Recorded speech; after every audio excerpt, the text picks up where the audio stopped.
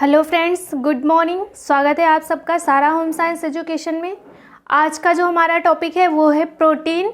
और हम कहाँ पढ़ रहे हैं, क्या पढ़ रहे हैं? हम तो न्यूट्रिशन पढ़ रहे हैं। हम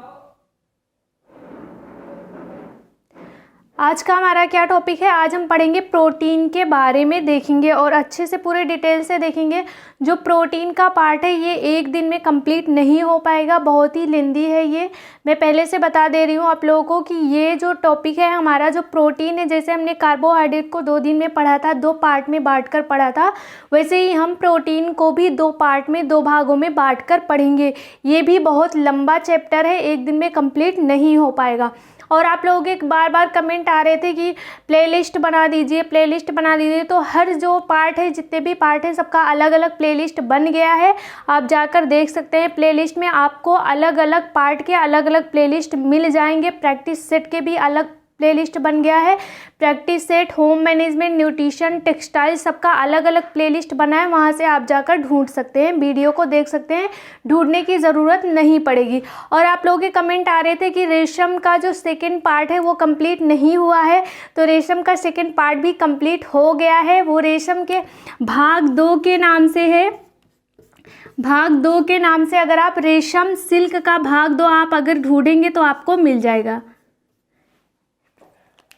ये है रेशम का भाग 2 भी कंप्लीट हो गया है, सेकंड पार्ट भी कंप्लीट हो गया। आप प्लेलिस्ट में जाइए, टेक्सटाइल का प्लेलिस्ट में, जो टेक्सटाइल का प्लेलिस्ट है वहाँ से आप ढूंढकर ये वीडियो देख सकते हैं। अब आ जाते हैं हम अपने मेन पॉइंट पर। आज का जो हमारा टॉपिक है वो क्या है? आज हम प्रोटीन के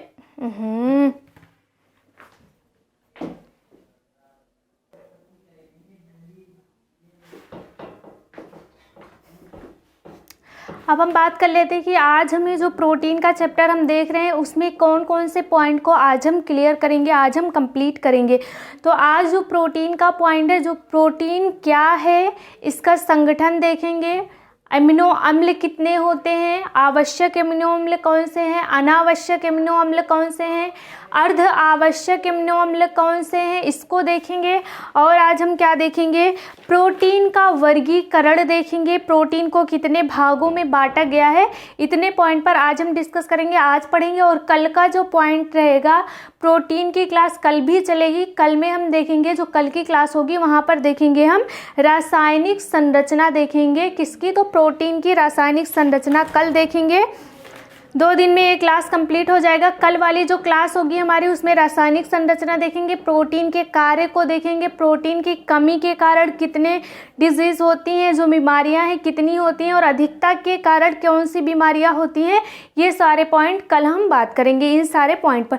तो आज का जो हमारा पॉइंट है पहले आज हम देख लेते हैं। अब स्टार्ट करते हैं हम अपनी क्लास। प्रोटीन क्या है पहले देखेंगे। प्रोटीन क्या है? प्रोटीन ग्रीक शब्द प्रोटियास से बना है। प्रोटीन किस शब्द से बना है? तो प्रोटीन ग्रीक शब्द प्रोटियास से बना है। प्रोटीन ग्रीक शब्द प्रोटियास से बना हुआ है, जिसका अर्थ होता है प्रथम स्थान पर रखने वाला। जिसका अर्थ क्या होता है? प्रोटियास का क्या अर्थ होता है? प्रथम स्थान पर रखने वाला होता है। जो प्रोटीन है, प्रोटीन किस शब्द से बना है? तो ग्रीक शब्द प्रोटियास से बना हुआ है, जिसका अर्थ होता है प्रथम स्थान रखने वाला, भोजन में प्रथम स्थान रखने वाला। अब इसकी खोज को देख लेते हैं। प्रोटीन की खोज किसने की थी? तो जो प्रोटीन की खोज है उसे वर्जिलियस ने की थी। वर्जिलियस ने की थी और कितने में की थी? तो 1838 में करी थी। कौन से किए थे, क्या नाम है उनका जो प्रोटीन की खोज किए थे? तो वर्जिलियस ने 1838 में प्रोटीन की खोज की थी। फिर से हम देख लेते हैं इसको एक बार। प्रोटीन क्या है? प्रोटीन कहाँ का शब्द है? तो ग्रीक शब्द प्रोटियास से बना हुआ है, जिसका अर्थ क्या होता है? प्रथम स्थान रखने वाला। और इसकी खोज किसने की थी? तो 1838 में वर्जिलियस ने इसकी खोज की थी। अब हम क्या देखते हैं? प्रोटीन क्या है? प्रोटीन कार्बनिक पदार्थ भी है। प्रोटीन क्या है? कार्बनिक पदार्थ है। और इसका संगठन हम देख लेते हैं, इसमें कौन कौन सी चीज़ ऐड होकर, क्या क्या मिलाकर प्रोटीन का निर्माण हुआ है। तो कार्बन, हाइड्रोजन, ऑक्सीजन और नाइट्रोजन, ये चारों चीज़ क्या है? ये मेन है। जो प्रोटीन बना है, प्रोटीन किस पर डिपेंड है, किसको मिलाकर बना है? तो कार्बन, हाइड्रोजन, ऑक्सीजन और नाइट्रोजन। लेकिन कुछ मात्रा, बहुत थोड़ी सी मात्रा किसकी पाई जाती है? सल्फर और फास्फोरस भी रहता है इसमें। प्रोटीन का संगठन हम देखेंगे, प्रोटीन में कौन कौन सी चीज़ें ऐड होकर बनी है, तो कार्बन, हाइड्रोजन, ऑक्सीजन और नाइट्रोजन है। और इसमें बहुत कम मात्रा में, अल्प मात्रा में क्या पाया जाता है, सल्फर और फास्फोरस भी पाया जाता है। लेकिन जो मेन है, जिसको मिलाकर बना हुआ है जो संगठन, मेन संगठन जो है वो क्या है, कार्बन, हाइड्रोजन, ऑक्सीजन और नाइट्रोजन है। अब देख लेते हैं हम नाइट्रोजन में इसकी कितनी मात्रा होती है। नाइट्रोजन जो प्रोटीन है उसे क्या कहते हैं, नाइट्रोजन युक्त पदार्थ कहते हैं। नाइट्रोजन जो है वो प्रोटीन में बहुत ही ज़्यादा मात्रा में पाया जाता है। नाइट्रोजन की मात्रा प्रोटीन में कितनी होती है, 50% होती है, 15% होती है, 15% होती है। और अगर हम एवरेज देखते हैं इसका, नाइट्रोजन का एवरेज देखते हैं प्रोटीन में, तो कितना होता है, 13 से लेकर 20% होती है, 13 से लेकर 20% होता है। ये क्या है, एवरेज है इसका। ये क्या है, अगर एवरेज पूछा जाए तो हम क्या बताएंगे, 13 से लेकर 20% बताएंगे, 13 से लेकर 20% तक होता है, इसका एवरेज होता है। लेकिन जो नाइट्रोजन की परफेक्ट जो मात्रा होती है वो कितनी होती है, प्रोटीन में 15% होती है, 15% होती है। और 1 ग्राम प्रोटीन से हमें कितनी ऊर्जा मिलती है, कितना किलो कैलोरी हमें मिलता है, तो अगर हम 1 ग्राम प्रोटीन को खाएंगे तो हमें 4.2 किलो कैलोरी मिलती है। ये हैं कुछ इंपॉर्टेंट पॉइंट। प्रोटीन किस शब्द से बना है, तो ग्रीक शब्द प्रोटियास से बना हुआ है, जिसका अर्थ होता है प्रथम स्थान रखने वाला। और इसकी खोज किसने की थी, तो वर्जिलियस ने 1838 में इसकी खोज की थी। इसे कार्बनिक पदार्थ भी कहते हैं, ये कार्बनिक पदार्थ भी है जिसका संगठन कार्बन, हाइड्रोजन, ऑक्सीजन और नाइट्रोजन से हुआ है। जो प्रोटीन है उसमें नाइट्रोजन की मात्रा कितनी होती है, 50% होती है, 15% होती है, 15% होती है। और इसका एवरेज अगर देखा जाए तो हम कितना बताएंगे, 13 से लेकर 20% होता है, 13 से लेकर 20% होता है। और 1 ग्राम प्रोटीन को अगर हम खाते हैं, अपने भोजन में, अपने डाइट में यूज करते हैं, तो हमें कितना किलो कैलोरी ऊर्जा मिलती है, तो 4.2 किलो कैलोरी हमें मिलती है। अब हम क्या देखेंगे कि ये जो प्रोटीन है ये कैसे बना हुआ है।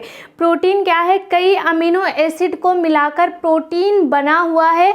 और किस क्रिया के द्वारा, किसके कारण बना है, तो इसमें क्या होता है, हाइड्रोलिसिस की प्रक्रिया होती है, जिसे क्या कहते हैं, जल अपघटन कहते हैं। इसी के द्वारा टूटता है, तो तब क्या बनता है, प्रोटीन जो है, हाइड्रोलिसिस की क्रिया होती है प्रोटीन में। हाइड्रोलिसिस की क्रिया का मतलब क्या होता है, जल अपघटन होता है, फिर वो टूटकर अमीनो एसिड में बदल जाता है। अब इसको हमें समझना है।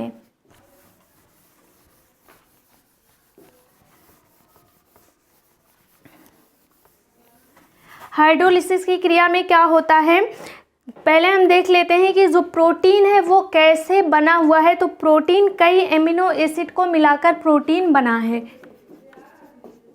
कई एमिनो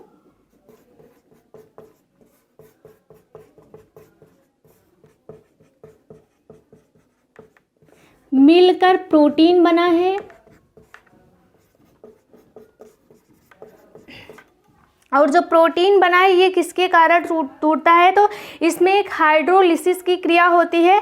हाइड्रोलिसिस की क्रिया होती है प्रोटीन में, हाइड्रोलिसिस की क्रिया होती है जब इसमें, तब क्या होता है, हाइड्रोलिसिस की क्रिया का मतलब क्या होता है, जल अपघटन होता है। जल अपघटन मीन्स क्या होता है, जो प्रोटीन है वो छोटे छोटे फॉर्म में टूटता है। जब छोटे छोटे फॉर्म में टूट जाता है वो उसका सरल रूप बन जाता है, तब क्या होता है, वही एमिनो एसिड बन जाता है। क्या होता है इसमें, अमीनो एसिड को, प्रोटीन का जो प्रोटीन है, जो एमिनो एसिड है उसमें क्या होता है, जो प्रोटीन है उसमें क्या होता है, हाइड्रोलिसिस की प्रक्रिया होती है, क्रिया होती है, जिसे जल अपघटन कहते हैं। जो प्रोटीन है हाइड्रोलिसिस की क्रिया के द्वारा टूटता है। जब प्रोटीन टूटता है तो किस फॉर्म में आ जाता है, वो एमिनो एसिड में आ जाता है। और एमिनो एसिड क्या है, प्रोटीन का सरलतम रूप एमिनो एसिड है। यहाँ पे कंप्लीट हो गया होगा।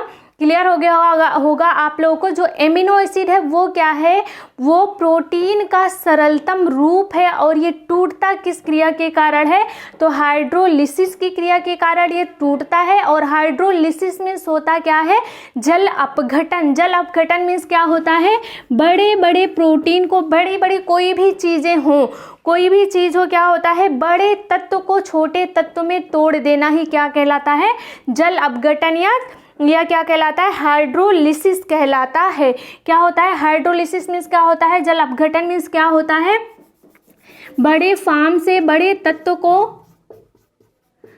तत्वों को छोटे छोटे रूप में तोड़ना।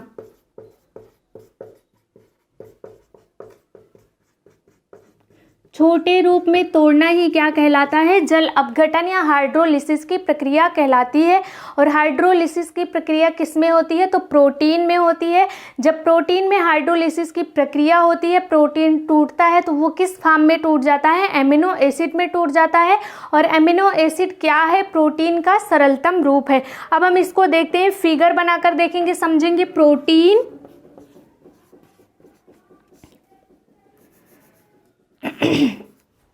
प्रोटीन में क्या होता है, हाइड्रोलिसिस की प्रक्रिया होती है।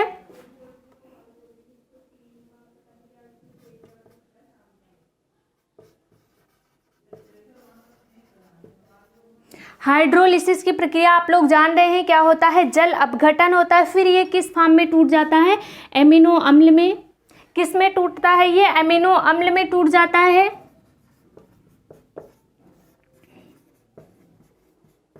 अब देखिए, अब यहाँ पे समझ में आएगा जो मैं अभी तक समझा रही थी। अगर वो माइंड में नहीं बैठा होगा, नहीं सेट हुआ होगा, तो फिगर के द्वारा आप लोगों के समझ में आ जाएगा।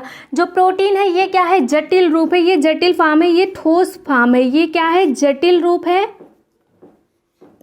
क्या है, प्रोटीन क्या है, जटिल फॉर्म है इसका। ये क्या होता है, जल अपघटन। हाइड्रोलिसिस में क्या होता है, जल अपघटन होता है। जल अपघटन में कौन सी क्रिया होती है, टूटता है, टूटने की क्रिया होती है, टूटना। जटिल फॉर्म से जल अपघटन हाइड्रोलिसिस की प्रक्रिया होती है, तो क्या होता है, टूट जाता है। और जो एमिनो अम्ल है वो क्या होता है, इसका सरलतम रूप है, सरल रूप है। जो प्रोटीन है उसी का सरल रूप है एमिनो अम्ल।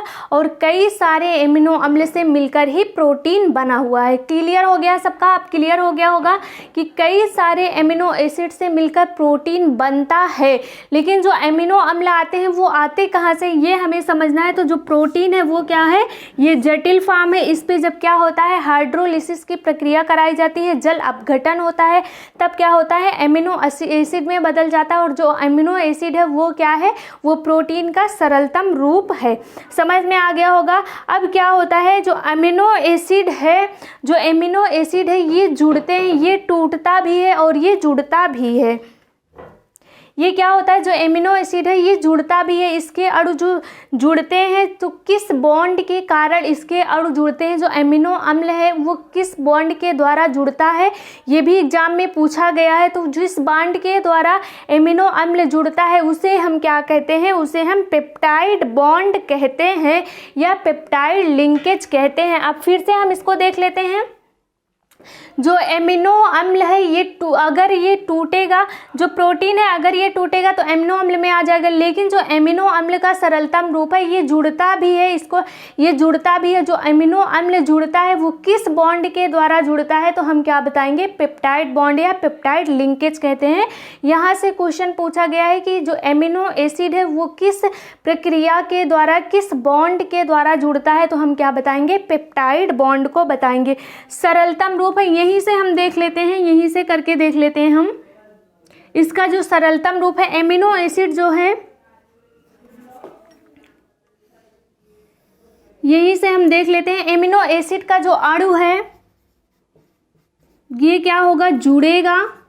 जब ये जुड़ेगा तो इसको क्या कहते हैं, जुड़ता है ये।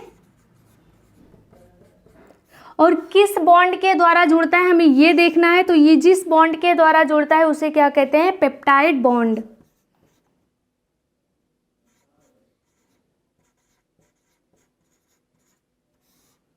पेप्टाइड बॉन्ड या फिर पेप्टाइड लिंकेज।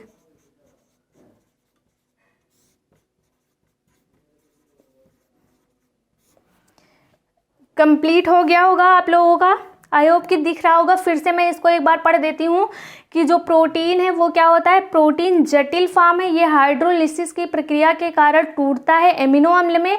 जो सरल रूप है प्रोटीन का, जो सरल रूप है, जो एमिनो अम्ल है वो जुड़ता है, उसके अणु जुड़ते हैं, और किस प्रक्रिया के द्वारा, किस बॉन्ड के कारण जुड़ते हैं, तो पेप्टाइड बॉन्ड या पेप्टाइड लिंकेज के द्वारा जुड़ते हैं। ये कंप्लीट हो गया। अब हम क्या देखेंगे, प्रोटीन जो है, प्रोटीन क्या है, प्रोटीन का जो कार्य है वो क्या होता है, इसको हम लास्ट में देखेंगे। प्रोटीन का कार्य वगैरह सब लास्ट में देखेंगे। अब हम क्या देख लेते हैं, जो एमिनो एसिड है वो कितने प्रकार के होते हैं, पहले हम इसको देख लेते हैं।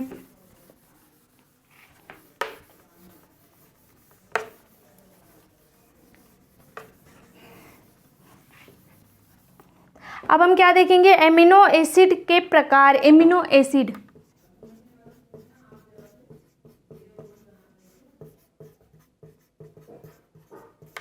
क्या देखेंगे, अब हम देखेंगे एमिनो एसिड के प्रकार।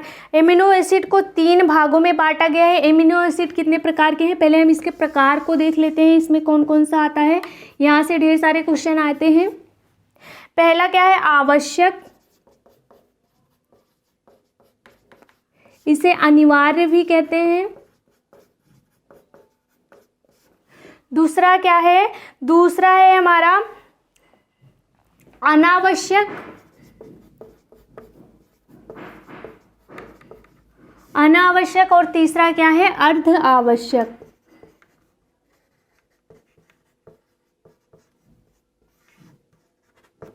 तीसरा क्या है, अर्ध आवश्यक। जो एमिनो एसिड है उसको 3 भागों में बांटकर हमें पढ़ना है, और जो हमारे बुक में है कितने तरह के एमिनो एसिड हमें पढ़ना है, 22 प्रकार के एमिनो एसिड को हमें देखना है। 10 तो हमारा आ जाता है एसेंशियल में, जिसे कहते हैं आवश्यक या अनिवार्य एमिनो एसिड कहते हैं। दूसरा क्या है, अनावश्यक। अनावश्यक का मतलब ये मत समझना कि ये हमारी बॉडी के लिए आवश्यक ही नहीं है, ऐसा नहीं है। जो अनावश्यक है इसे क्या कहते हैं, नॉन एसेंशियल कहते हैं, इसे नॉन एसेंशियल कहते हैं। जो अनावश्यक है ये भी हमारी बॉडी के लिए आवश्यक है, लेकिन क्या होता है, जो अनावश्यक फॉर्म है ये हमारी बॉडी में अपने आप ही बन जाता है, इसे हमें बाहर से ऐड करने की, खाने के द्वारा ज़रूरत नहीं होती है, इसीलिए ये अनावश्यक कहा गया है। इसका मतलब ये मत समझ लेना कि हम इसे अनावश्यक लिख दिए हैं तो इसकी कोई ज़रूरत नहीं होती है हमारी बॉडी में, ऐसा नहीं है। यह अनावश्यक है, इसका मतलब होता है कि ये हमारी बॉडी में स्वतः से ही बन जाता है। और दूसरा क्या, तीसरा क्या है, अर्ध आवश्यक। अब हम देख लेते हैं कि जो अनिवार्य या जो आवश्यक है इसका मतलब क्या होता है। जो अनिवार्य या जो आवश्यक है इसका मतलब क्या होता है कि इसे हमें खाने के द्वारा, अपने खाने के द्वारा हमें ग्रहण करना पड़ता है, इसीलिए इसका नाम क्या है, आवश्यक या अनिवार्य प्रोटीन रखा गया है। ये हमारी बॉडी स्वतः से नहीं बनाती है, स्वतः से अवशोषित नहीं कर पाती है, इसे हमें बाहर से भोजन के द्वारा क्या करना पड़ता है, ग्रहण करना पड़ता है। अब हम देख लेते हैं, पहले इसको मैं यहाँ पे ऐड कर देती हूँ, नहीं तो आप लोग कंफ्यूज हो जाओगे। क्या ऐड करना है यहाँ पे, इसका निर्माण हमारे शरीर में नहीं होता है। जो आवश्यक प्रोटीन है इसका क्या होता है, इसका निर्माण हमारे शरीर में नहीं होता।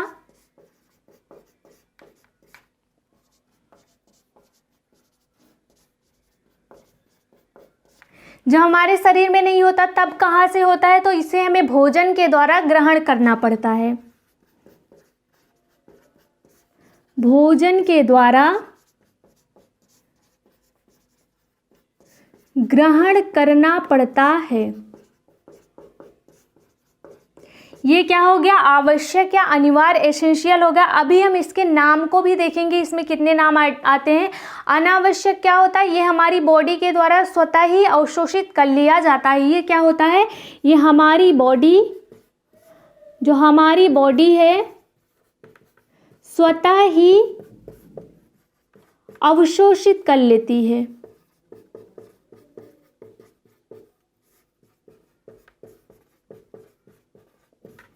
मतलब क्या, इसका मीन्स क्या होगा, इसके मीन्स क्या होगा कि इसका निर्माण हमारी बॉडी में ही हो जाता है।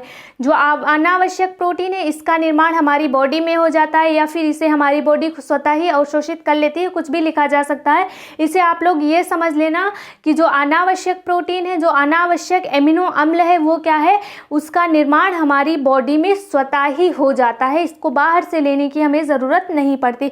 अब हम देखेंगे इसके अंतर्गत क्या क्या आते हैं, हमें ये देखना है कि जो आवश्यक, अनावश्यक और अर्ध आवश्यक है, इसके अंतर्गत क्या क्या आते हैं।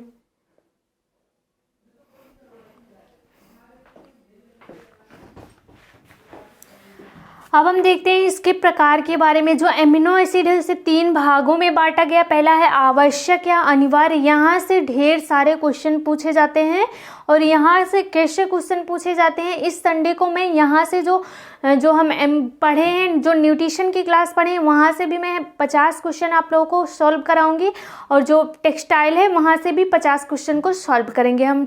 तो इस बार का जो हमारा टारगेट है वो 100 क्वेश्चन का है, 50-50 क्वेश्चन दोनों ही टॉपिक से हम सॉल्व करेंगे। तो क्या है, जो एमिनो एसिड है इसको आप लोग ध्यान से देखिएगा, आप लोगों से रिक्वेस्ट है। और यहाँ से ढेर सारे क्वेश्चन पूछे जाते हैं, यहाँ से छांटने के लिए क्वेश्चन पूछा जाता है कि जो आवश्यक या अनिवार्य एमिनो एसिड कौन से हैं, कौन से अनावश्यक एसिड हैं, एमिनो एसिड है, तो उसमें ऐसे दे दिया जाएगा, उसमें से हमें छांटना पड़ता है, या अर्ध आवश्यक एमिनो एसिड कौन से हैं, ऐसे इस टाइप के यहाँ से क्वेश्चन आते हैं। तो हम देख लेते हैं, आवश्यक जो एमिनो एसिड होते हैं वो हमारे बॉडी में उनका निर्माण नहीं होता है, उन्हें हमें अपने भोजन के द्वारा ग्रहण करना पड़ता है, इसीलिए इसे क्या कहते हैं, इसीलिए इसे अनिवार्य एमिनो एसिड या आवश्यक एसेंशियल एमिनो एसिड कहा गया है। इसके अंतर्गत कितने आते हैं, इसके अंतर्गत 10 एमिनो एसिड आते हैं। इसके अंतर्गत 10 एमिनो एसिड आते हैं। पहला क्या है, हिस्टीडीन है, दूसरा है आइसोल्यूसिन, तीसरा है ल्यूसिन, चौथा है लाइसिन, अगला 5वां है फिनाइल लेलिन, अगला है वेलिन, अगला है आर्जिनिन, थ्रियोनिन, मिथियोनिन और ट्रिप्टोफैन है। फिर से एक बार देख लीजिए, यहाँ से बहुत सारे क्वेश्चन पूछे जाते हैं और इस बार इस संडे को यहाँ से क्वेश्चन हम सॉल्व भी करेंगे। पहला क्या है, हिस्टीडीन है, दूसरा है आइसोल्यूसिन, तीसरा है ल्यूसिन, चौथा है लाइसिन, 5वां है फिनाइल लेलिन, अगला है वेलिन, अगला है आर्जिनिन, अगला है थ्रियोनिन, अगला है मिथियोनिन, फिर क्या है ट्रिप्टोफैन। यहाँ से 10 टाइप के एमिनो एसिड जो हैं वो हमें अपने खाने से, अपने भोजन से, अपने डाइट से लेने पड़ते हैं। ये 10 हो गए आवश्यक। अब क्या देखेंगे हम, अनावश्यक। अनावश्यक मीन्स क्या होते हैं, ये भी हमारे लिए ज़रूरी होते हैं, लेकिन जो इनका निर्माण है उस स्वतः से ही हमारे शरीर में हो जाता है, इन्हें हमें बाहर से लेने की ज़रूरत नहीं पड़ती। इसमें भी 10 एमिनो एसिड हैं। पहला क्या है, आप लोग देखते चलो, स्क्रीनशॉट जिसे लेना है वो ले सकते हैं, स्क्रीनशॉट भी अभी मैं साइड हो जाऊंगी। पहला क्या है, प्रोलीन है, अगला है एलानिन, तीसरा है सिस्टीन, चौथा है एस्पारजीन, 5वां है टायरोसिन, 6वां है ग्लूटामेट, 7वां है एस्पार्टेट, 8वां है ग्लूटामाइन, 9वां है ग्लाइसिन और 10वां है सेरिन। फिर से एक बार देख लेते हैं इसको, proline, alanine, cysteine, asparagine, tyrosine, glutamate, aspartate, glutamine, glycine या सेरिन। ये कितने हैं, ये 10 अनावश्यक हैं। 10 इधर हो गए आवश्यक, 10 हो गए अनावश्यक। अब हमें क्या देखना है, 2 हमारे यहाँ पर हैं, इसीलिए मैं बोल रही थी स्टार्टिंग में ही हमें कितने एमिनो एसिड को पढ़ना है, तो 22 प्रकार के एमिनो एसिड को हमें देखना है। अगला क्या है, हिस्टीडीन है, अगला क्या है, हिस्टीडीन है, और दूसरा क्या है, आर्जिनिन है। क्या है, हिस्टीडीन है, आर्जिनिन है। हिस्टीडीन क्या है, हिस्टीडीन को कब आवश्यक होता है, ये है कि ये जो ऐसे अर्ध आवश्यक है, ये पूरे लाइफ टाइम हमें आवश्यक नहीं होते हैं, ये हमारी बॉडी के लिए लाइफ टाइम के लिए आवश्यक नहीं होते हैं। कुछ कुछ टाइम ऐसे होते हैं जो कि हमारे लिए ये आवश्यक होते हैं। जैसे हिस्टीडीन कब कब आवश्यक होता है, हमारा हिस्टीडीन कब आवश्यक होता है, तो नवजात अवस्था में क्या होता है, हिस्टीडीन की आवश्यकता होती है। और आर्जिनिन की कब होती है, तो किशोरों के लिए आर्जिनिन, एडल्ट के लिए आर्जिनिन आवश्यक होता है। फिर से एक बार देख लीजिए आप लोग इसको, कोई स्क्रीनशॉट लेना चाहते हैं तो आप ले सकते हैं, इसको याद करना पड़ेगा आप लोगों को। यहाँ से क्वेश्चन ढेर सारे पूछे जाते हैं। फिर से मैं एक बार बता देती हूँ, आवश्यक या अनिवार्य एमिनो एसिड वो एमिनो एसिड होते हैं जिन्हें हमें अपने खाने से लेने पड़ते हैं। अनावश्यक क्या होते हैं, ये हमारी बॉडी में स्वतः ही हो जाते हैं, स्वतः ही निर्माण हो जाता है इनका। जो अर्ध आवश्यक होते हैं वो कभी कभी हमारी बॉडी के लिए आवश्यक होते हैं, लाइफ टाइम के लिए आवश्यक नहीं होते हैं। पहला क्या है, आवश्यक में क्या है, histidine, isoleucine, leucine, lysine, phenylalanine, valine, arginine, threonine, methionine, tryptophan. अगला है अनावश्यक में proline, alanine, cysteine, asparagine, tyrosine, glutamate, aspartate, glutamine, glycine या सेरीन है। और अगला क्या है, हिस्टीडीन और आर्जिनिन। हिस्टीडीन कब आवश्यकता होती है, हिस्टीडीन की नवजात अवस्था में, नवजात शिशु की अवस्था में, और आर्जिनिन किशोरों के लिए, एडल्ट के लिए आवश्यक होता है।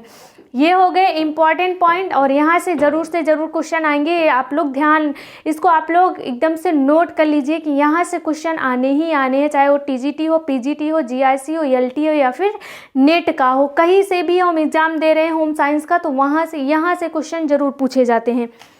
अगला अब हम क्या देखेंगे, प्रोटीन का वर्गीकरण देखेंगे। क्या देखेंगे अब हम, प्रोटीन का वर्गीकरण देखेंगे। आप लोग ले लीजिए स्क्रीनशॉट जिससे लेना हो। अब हम क्या देखेंगे, प्रोटीन का वर्गीकरण।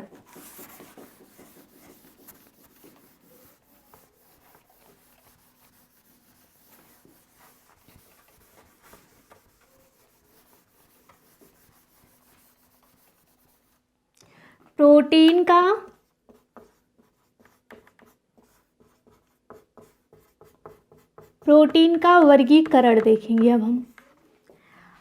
आज हम इसके वर्गीकरण को देख लेते हैं, कितने तरह का बांटा गया। और अभी कल भी इसी की क्लास चलेगी। अभी से मैं कितनी बार बता दी हूँ आप लोगों को कि कल भी प्रोटीन की ही क्लास चलेगी, तो कल की क्लास देखना भी आप लोगों के लिए ज़रूरी है, और आज की क्लास तो आप देख ही रहे हैं। अब क्या देखेंगे हम, इसको कितने भागों में बांटा गया है। प्रोटीन के वर्गीकरण में हमें क्या कितने तरह के देखने हैं, प्रोटीन को कितने भागों में बांटा गया है। तो प्रोटीन को 3 भागों में बांटा गया है इसके वर्गीकरण में। पहला है गुण के आधार पर,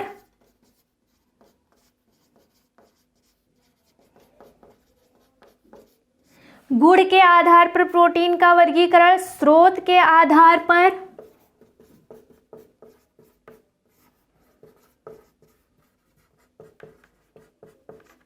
स्रोत के आधार पर प्रोटीन का वर्गीकरण। और अगला क्या है, संरचना के आधार पर या फिर रासायनिक क्या है, रासायनिक प्रोटीन का रासायनिक वर्गीकरण या फिर संरचना के आधार पर, संरचना के आधार पर। इसी को क्या कहते हैं, रासायनिक वर्गीकरण इसे ही कहते हैं। और इसे कहते हैं सरल यौगिक या व्युत्पन्न प्रोटीन भी इसे ही कहते हैं। अब हम देख लेते हैं गुण के आधार पर क्या क्या आता है।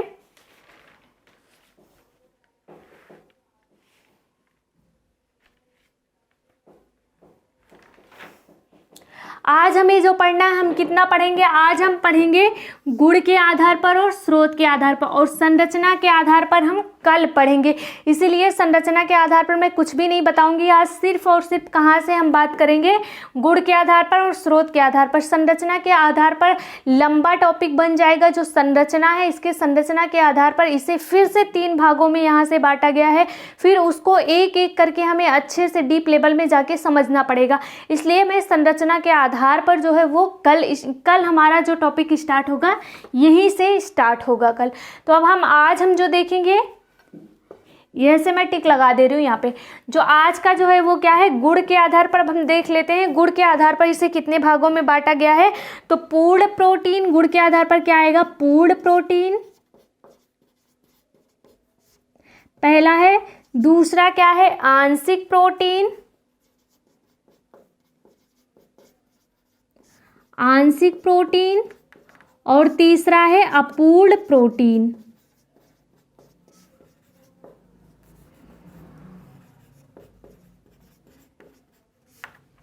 प्रोटीन का वर्गीकरण हम देख रहे हैं गुण के आधार पर। इसे 3 भागों में बांटा गया है। पहला है पूर्ण प्रोटीन, दूसरा है आंशिक प्रोटीन और तीसरा क्या है अपूर्ण प्रोटीन। ये किसके अंतर्गत आ रहा है, तो गुण के आधार पर ये आ रहा है। अगला है स्रोत के आधार पर कितने भागों में इसे बांटा गया है, 2 भागों में बांटा गया है। पहला है वनस्पतिक प्रोटीन, वनस्पति जगत का प्रोटीन, और दूसरा क्या है प्राणिज जगत का प्रोटीन। वनस्पति प्रोटीन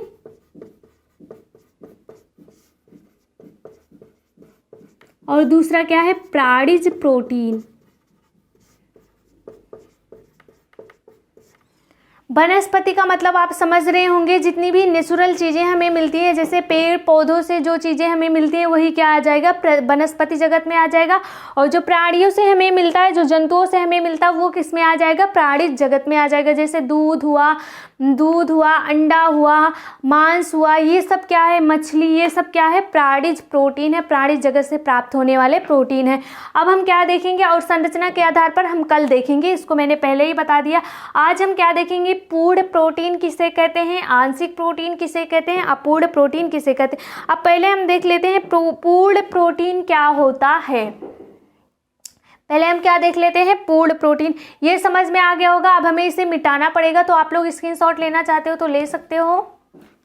अब हम क्या देखेंगे, इसके एक एक प्रकार को हम देखते चलेंगे।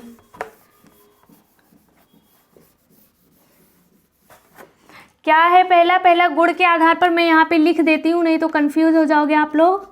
गुण के आधार पर अभी हम क्या देख रहे हैं, तो गुण के आधार पर जो प्रोटीन का वर्गीकरण है उसे हम देख रहे हैं। पहला हम देखेंगे, पहला क्या है पूर्ण प्रोटीन।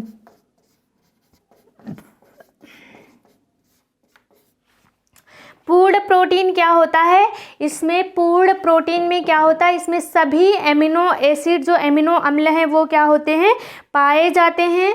पूर्ण प्रोटीन में सभी एमिनो एसिड पाए जाते हैं, सभी एमिनो एसिड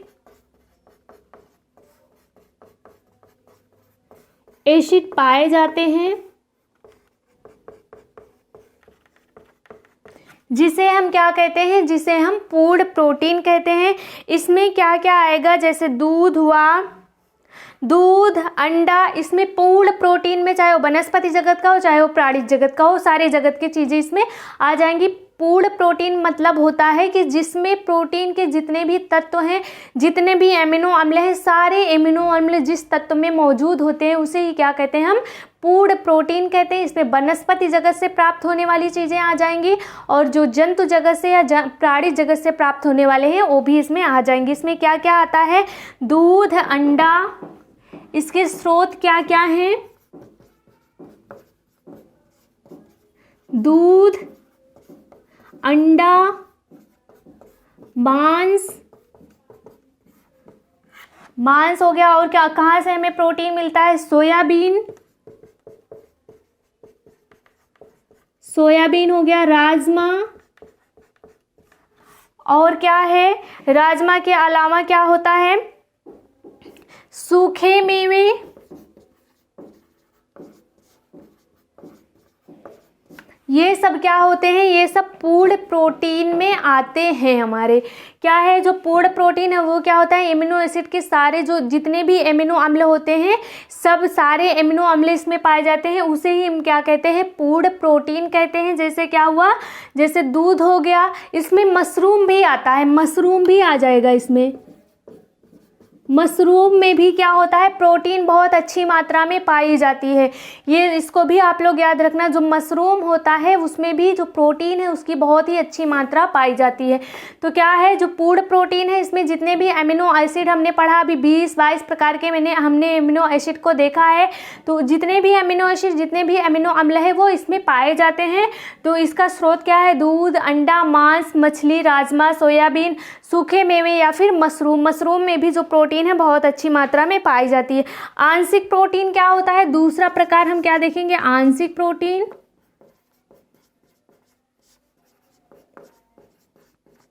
और अगर हम एमिनो अम्ल की बात कर लेते हैं तो कहीं कहीं हमें 22 प्रकार के एमिनो अम्ल मिल रहे हैं, 20 प्रकार के भी देखने को मिलते हैं, कहीं कहीं 24 प्रकार के भी देखने को हमें एमिनो एसिड एमिनो अम्ल मिलते हैं।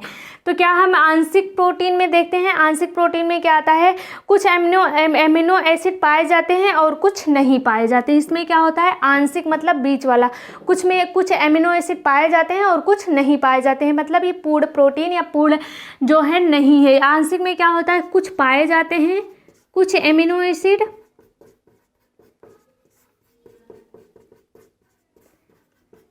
पाए जाते हैं और कुछ नहीं पाए जाते।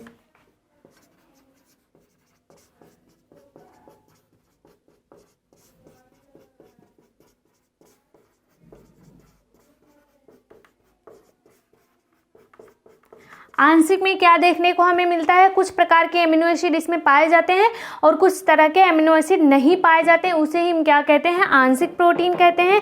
इसमें क्या आ जाता है, जैसे दाल हुआ, अनाज हुआ, इसमें क्या है, पूर्ण प्रोटीन नहीं पाए जाते। इसका सबसे अच्छा स्रोत क्या है, दाल और अनाज। दाल और अनाज में क्या होता है, हमें पूर्ण प्रोटीन नहीं मिलता है, दाल हुआ या फिर अनाज हुआ, तभी तो क्या करते हैं हम, ऊपरी चीज़ जो ऊपर से चीज़ें खाने को मिलती हैं हम खाते हैं, तो अपने जो हमारी बॉडी है उसको अच्छा रखने के लिए तो हम खाते हैं।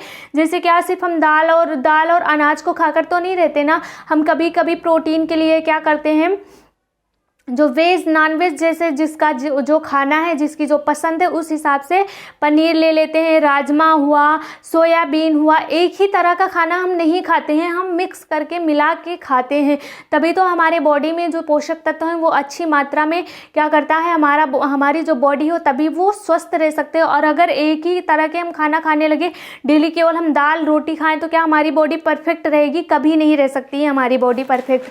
तो इसीलिए क्या होता है, दाल और अनाज क्या है, ये आंशिक प्रोटीन के स्रोत है, इसमें पूर्ण प्रोटीन नहीं पाया जाता है। अब हम देखेंगे कि दाल में कौन कौन से प्रोटीन नहीं पाए जाते हैं, ये हम देखेंगे।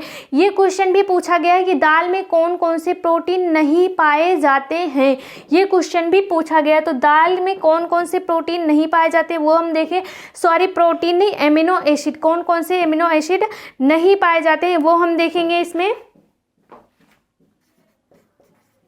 दाल में क्या नहीं पाया जाता है, मिथियोनिन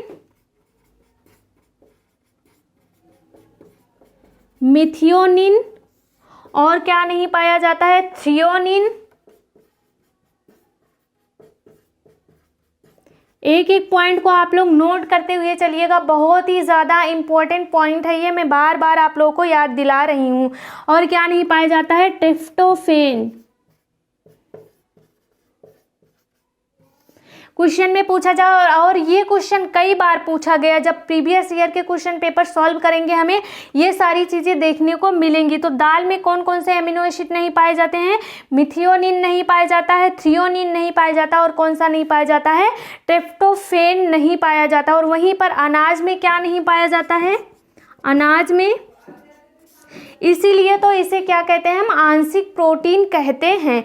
लाइसिन नहीं पाया जाता है, अनाज में क्या होता है, लाइसिन। इसीलिए तो जैसे हम जब हम दाल चावल तो नहीं खा सकते हैं ना डेली, तो कभी कभी हमारा मन होता है खिचड़ी बना लेते हैं। हम उसमें क्या करते हैं, ढेर सारी चीज़ें, आलू वगैरह, मटर, सोयाबीन, कुछ भी डालकर हम बना लेते हैं। उससे क्या होता है, जो प्रोटीन के जो एमिनो अम्ल हैं, जो एक में नहीं पाया जाता है दूसरे में पाए जाते हैं, इससे जो मिक्स वेज जो हम बनाते हैं वो क्या होता है, उसमें सारे पोषक तत्व, सारे प्रोटीन, सारे एमिनो अम्ल क्या होते हैं, हमें मिल जाते हैं एक ही तरह की चीज़ में। और वहीं पर अगर हम एक ही चीज़ केवल दाल खाएं तो हमारी बॉडी ग्रो नहीं कर सकेगी। क्यों नहीं कर सकेगी, क्योंकि उसमें आंशिक प्रोटीन पाया जाता है, सारे जो एमिनो अम्ल हैं वो सारे नहीं पाए जाते हैं। और कौन कौन से नहीं पाए जाते हैं दाल में, मिथियोनिन, थ्रियोनिन और ट्रिप्टोफैन। और अनाज में लाइसिन नहीं पाया जाता। और ये सब क्या है, तो ये सब एमिनो अम्ल हैं। अब अगला हम देख लेते हैं अपूर्ण प्रोटीन। आई होप आप लोगों को अच्छे से समझ में आ रहा होगा। और ये जो चैप्टर है, जो हमारा पार्ट चल रहा है, ये बहुत ही ज़्यादा इम्पॉर्टेंट है आप लोगों के लिए। अब हम क्या देखेंगे, अब हम देखेंगे अपूर्ण प्रोटीन। और कौन सा अभी देख रहे हैं हम, गुण के आधार पर देख रहे हैं।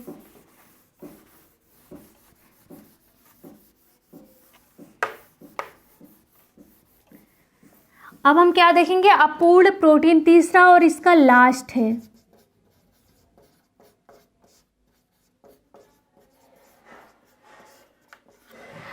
अपूर्ण प्रोटीन में क्या होता है, ये हमारे शरीर में कोई भी भूमिका नहीं निभाते हैं। जो अपूर्ण प्रोटीन है ये हमारे बॉडी के लिए कोई भी किसी भी काम के नहीं होते, ना तो ये ग्रो करते हैं, ना टूट फूट की मरम्मत करते हैं, मतलब कोई भी काम नहीं करते हैं। ये जो प्रोटीन होते हैं, जो अपूर्ण प्रोटीन होते हैं, ये हमारे शरीर में कोई भी भूमिका नहीं निभाते। ये हमारे शरीर में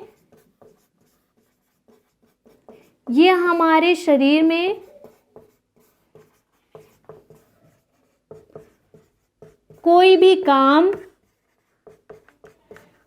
काम या भूमिका भी हम कह सकते हैं, भूमिका नहीं निभाते।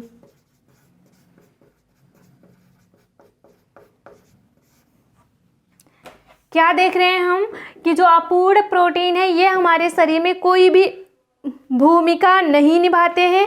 इसमें क्या क्या आता है, जैसे मक्के का जीन प्रोटीन, मक्के में जो मक्के का दूध है, जो मक्का हम खाते हैं उसमें कौन सा प्रोटीन होता है, तो उसे क्या कहते हैं, जीन प्रोटीन कहते हैं। और जीन प्रोटीन से फाइबर भी बनाया जाता है, आप लोगों ने पढ़ा है इसको टेक्सटाइल में।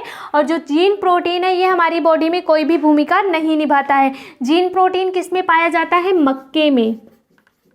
मक्के के दूध में जो प्रोटीन पाया जाता है वो क्या होता है, जीन प्रोटीन होता है। मक्के का क्या होता है, जीन प्रोटीन। ये क्या होता है, ये हमारी बॉडी में कोई भी भूमिका नहीं निभाता। और फलों में क्या पाया जाता है, जिलेटिन नाम का प्रोटीन पाया जाता है, ये भी हमारी बॉडी में कोई काम नहीं करता है। फलों में क्या होता है, फलों में क्या पाया जाता है, जिलेटिन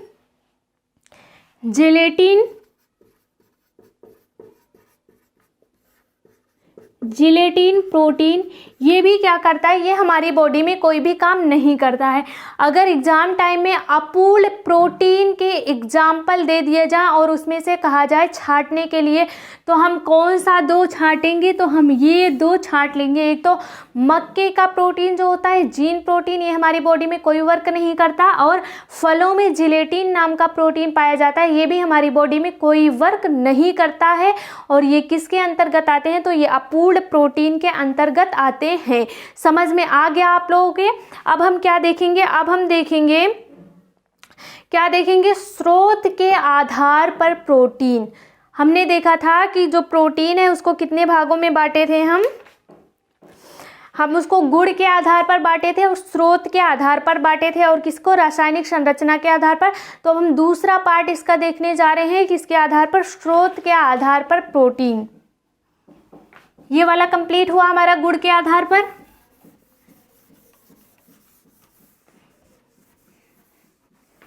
अब हम क्या देखेंगे, स्रोत के आधार पर।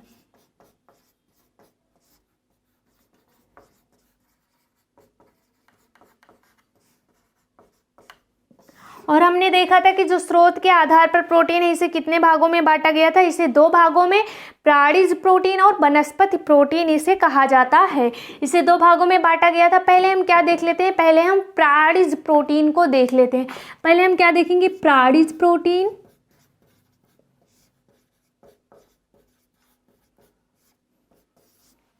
इसे एक नाम से और जाना जाता है, वो क्या है, वो है फर्स्ट क्लास प्रोटीन।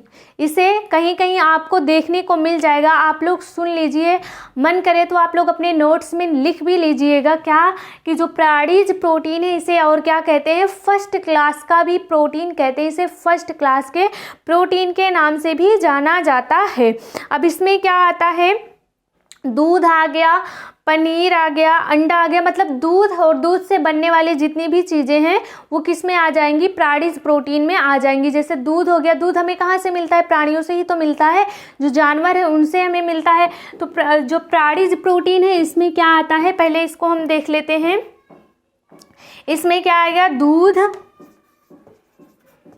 आ गया, अंडा आ गया, मछली, मांस, ये सब क्या है, ये सब प्रोटीन के कौन से साधन है, कौन से स्रोत है, तो प्राणिज प्रोटीन के साधन है, जानवरों से प्राप्त होने वाले ये सब प्रोटीन है। अब इसमें क्या होता है, जो प्राणिज प्रोटीन है वो क्या होता है, इसे फर्स्ट क्लास का प्रोटीन क्यों कहा जाता है, तो इसका एक रीजन है, मैं यहाँ पर लिख देती हूँ, फर्स्ट क्लास। फर्स्ट क्लास का प्रोटीन भी इसे कहते हैं। अब इसे फर्स्ट क्लास का प्रोटीन क्यों कहते हैं, इसका भी एक रीजन है। इसमें क्या होता है, इसमें सारे एमिनो एसिड पाए जाते हैं। क्या होता है, जो दूध, अंडा, मछली, मांस होता है, इसमें क्या होता है, सारे एमिनो एसिड हमें इसमें पाए जाते हैं। इसमें क्या होता है, इसका एक गुण है, क्या है वो, सारे एमिनो एसिड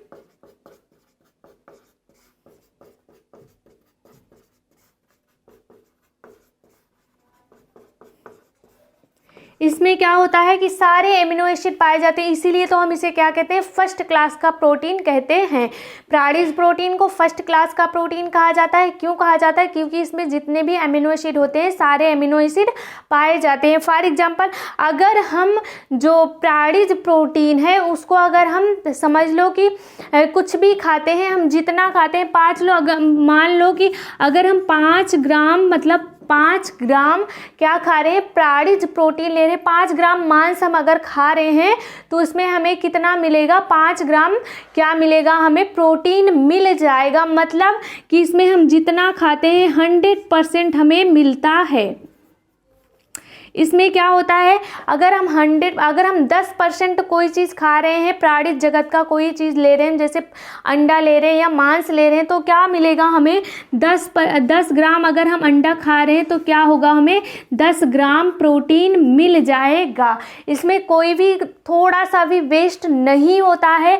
हम जितना खाएंगे प्राणिज जगत की चीज़ें हम जितने फॉर्म में खाएंगे, जितने वेट में खाएंगे, उतना हमें क्या मिलेगा, उतने वेट में हमें प्रोटीन मिल जाएगा। इसीलिए इसे क्या कहते हैं, इसे फर्स्ट क्लास का प्रोटीन कहा गया है। समझ में आ गया मैं क्या बताना चाह रही हूँ आप लोगों को।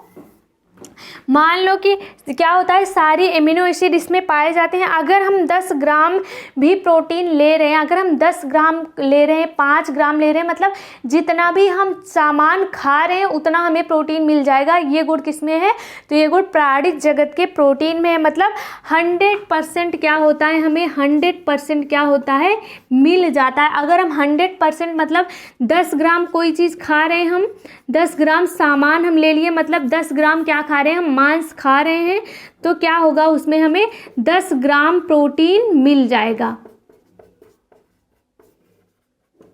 ये क्वालिटी किस में होती है, ये क्वालिटी होती है प्राणिज जगत में। मतलब 100% हमारा जो शरीर है वो एब्जॉर्ब कर लेता है इसको, इससे जो प्रोटीन होता है वो 100% मिलता है। ये समझ में आ गया आप लोगों को। अब हम क्या देखेंगे, अब हम देखेंगे वनस्पति जगत से प्राप्त होने वाले प्रोटीन को हम देखेंगे। ये हो गया हमारा, अगर हम जो प्राणिज जगत का है, जितने फॉर्म में हमें खाएंगे चीज़ को उतने फॉर्म में हमें क्या मिलेगा, प्रोटीन मिल जाएगा। क्लियर हो गया होगा, अब कंफ्यूजन नहीं होगा इसमें। अब हम क्या देख लेते हैं, अब हम दूसरा पॉइंट देख लेते हैं। दूसरा क्या है, वनस्पति जगत से प्राप्त होने वाले प्रोटीन। वनस्पति जगत,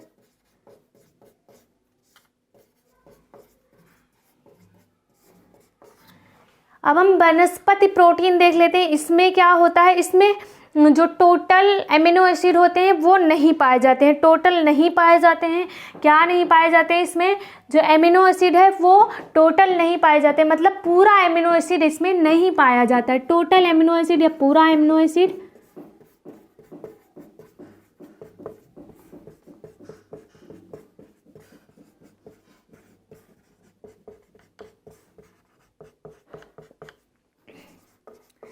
इसमें टोटल जितने भी एमिनो एसिड होते हैं हमारे, यहाँ पे मैं टोटल भी लिख दे रही हूँ, टोटल या फिर पूरा एमिनो एसिड इसमें नहीं पाया जाता है। जितने भी प्रकार के, जितने हम प्रोटीन 20 प्रकार के प्रोटीन को हमने देखा, वो 20 प्रकार के प्रोटीन वनस्पति जगत में नहीं पाए जाते हैं। इसीलिए इसे क्या कहा जाता है, इसे सेकेंड क्लास का प्रोटीन भी कहा जाता है। इसे क्या कहा जाता है, सेकेंड क्लास का प्रोटीन। इसलिए इसे सेकेंड क्लास प्रोटीन भी कहा जाता है। वनस्पति प्रोटीन में क्या होता है, टोटल एमिनो एसिड इसमें नहीं पाए जाते हैं, इसलिए इसे सेकेंड क्लास का प्रोटीन भी कहते हैं। इसमें क्या क्या आएगा, जैसे सोयाबीन हो गया, मशरूम हो गया, राजमा हो गया। इसमें इसके स्रोत में क्या आएगा, मशरूम, सोयाबीन, राजमा, दाल, ये सब क्या है, ये वनस्पति जगत से प्राप्त होने वाले प्रोटीन के क्या है, ये स्रोत है। इसमें दाल में कोई भी दाल आ सकता है, मूंग दाल, ये सब क्या है, ये वनस्पति जगत में प्रोटीन के स्रोत है। इसमें हम अगर हम 10 ग्राम कोई चीज़ लेते हैं या 5 ग्राम लेते हैं तो हमें कितना % उसको मिलता है उसका। तो अगर हम कोई चीज़ मान लो कि यहाँ पर जो वनस्पति जगत का है कोई 100 ग्राम हम मान लो ले रहे हैं, 100% ले रहे हैं, कोई चीज़ 100 ग्राम ले रहे हैं तो हमें कितना उसमें मिलेगा, तो उसमें हमें 65% मिलेगा। अगर हम 100% कोई चीज़ खा रहे हैं वनस्पति जगत का प्रोटीन के लिए तो हमें कितना मिलेगा, उसमें 65% ही प्रोटीन मिलेगा, 65% प्रोटीन मिलेगा। मतलब क्या है इसका कि जो 35% है वो वेस्ट हो जाता है। और वहीं पर हम प्राणिज जगत में देख रहे थे जितना % जितना ग्राम में हम खा रहे थे सामान उतने ही ग्राम में हमें प्रोटीन मिल रहा था। लेकिन जो वनस्पति जगत का है इसमें सारे प्रोटीन टोटल जो एमिनो एसिड है वो नहीं पाए जाते हैं। अगर हम 100% कोई चीज़ ले रहे हैं वनस्पति जगत का, मान लो 100% मशरूम हम ले रहे हैं, 100 ग्राम हम मशरूम ले रहे हैं तो हमें कितना मिलेगा, 65 ग्राम ही प्रोटीन हमें मिलेगा, हमारी बॉडी में जाएगा। और जो 35% है वो क्या हो जाएगा, वेस्ट हो जाएगा। ये मैं समझाने की कोशिश कर रही हूँ आप लोगों को। अब जो हमारा कल का क्लास होगा, कल का क्लास भी काफ़ी लेंदी हो जाएगा, कोई बात नहीं। कल के क्लास में हम क्या देखेंगे, एक बार मैं फिर बता देती हूँ आपको। कल के क्लास में क्या देखेंगे, हम रासायनिक संरचना देखेंगे, रासायनिक संरचना देखेंगे, पाचन कहाँ पर होता है, पाचन से भी क्वेश्चन पूछा जाता है, इसके कार्य देखेंगे, रोग देखेंगे कि इसकी कमी से और इसके अधिकता से कौन से रोग हो जाएंगे। कल की क्लास हमारी प्रोटीन की इतने टॉपिक पर होगी। सो थैंक यू, मिलते हैं अगले क्लास में।